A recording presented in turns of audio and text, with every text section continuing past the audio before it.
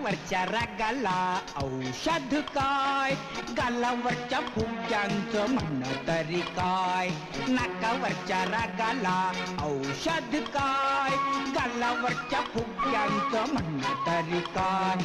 माझी लाडली ग, माझी गोडली ग, सांगा आमच्या छकुलीला झालं तरी काय. नाकावरच्या लागाला औषध काय, गालावरच्या फुग्यांचं म्हणणं तरी काय.